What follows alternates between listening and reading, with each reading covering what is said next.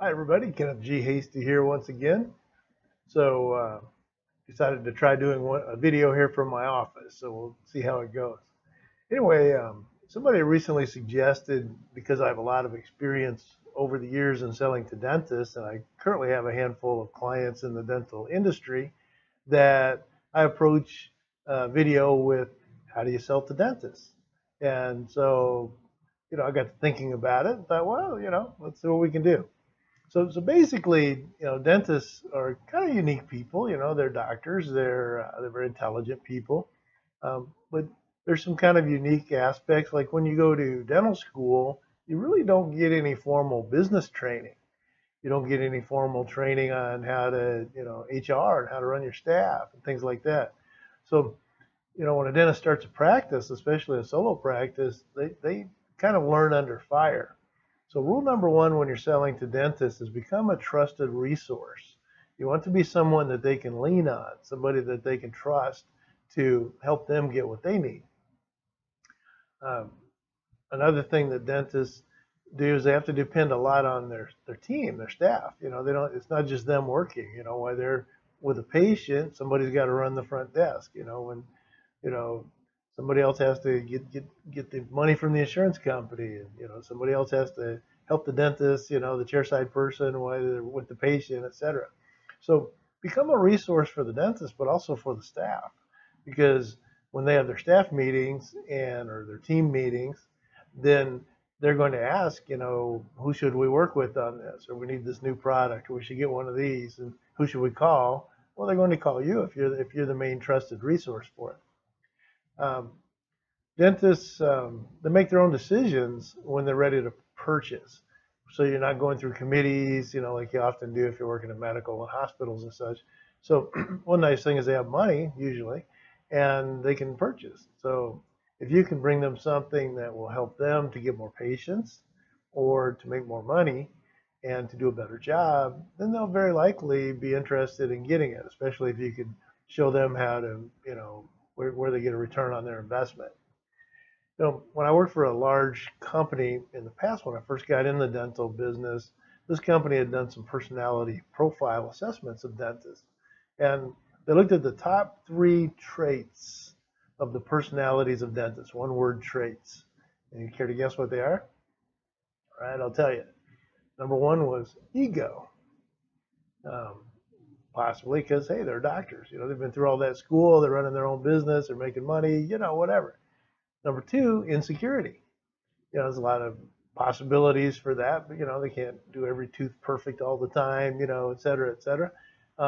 And number three is guilt.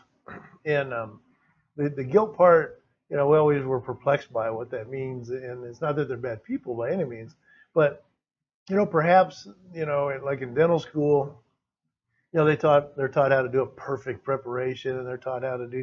Well, you can't really do that for real, and you don't have time.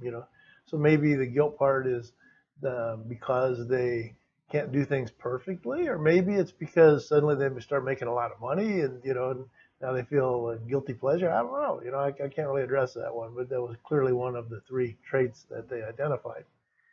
Now, for salespeople, people selling in the dental business, what they came up with was ego. Well, go figure, right? Insecurity. I guess most salespeople are probably insecure. And then courage. You've got the courage to walk in the door, to swallow hard, and ask for that order.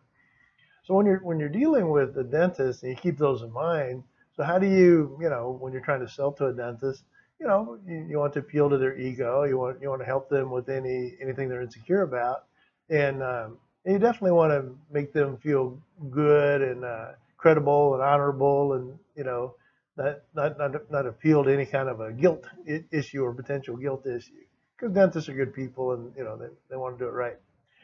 Then so the main thing is, what do dentists want? They want more patients, and dentists like gadgets. They like new gadgets and things to work with, because really they're kind of like a cross between an artist and an engineer. They have to design things, they have to make sure they're structurally sound, and then they have to build them. So if you've got gadgets that will help them do that, do it more efficiently, if you've got things that can help them or help their staff to do things more efficiently, or bring more money into the practice, or bring more patients into the practice. You know, anything you can do to help bring more patients is a beautiful thing.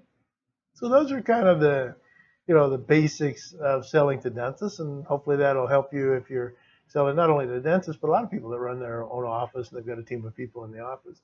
Um, One last thing is, this is in my book, but it kind of chuckle when I think about it. You know, back when I was in developing a dental sales territory, dental implant sales territory in Texas, they relocated me to Texas. I'd done pretty well up in Seattle, and so I had to get around all over Texas to all these people that wanted to do dental implants, or people that weren't yet doing them, because I helped pioneer the dental implant industry. Apparently, we did a pretty good job because they're pretty popular these days. And so I had to go office to office and explain dental implants and why they needed them, et cetera, et cetera. But what I learned to do is I would buy boxes of donuts because I had a small entertainment budget.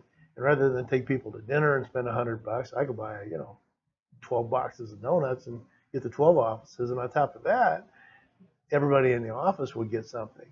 So it wasn't like I just took the doctor out to lunch and the staff's like, well, what do we, chop liver? So I would tape my business card to the box. I'd bring it in, and even if they couldn't see me, I'd make sure they knew that I had brought those donuts in. In fact, in the afternoon, when donuts weren't quite appropriate, I'd bring cookies in. So they started calling me the Cookie Man. But fast forward to the end of that year, and I was Salesman of the Year for the company. So something worked.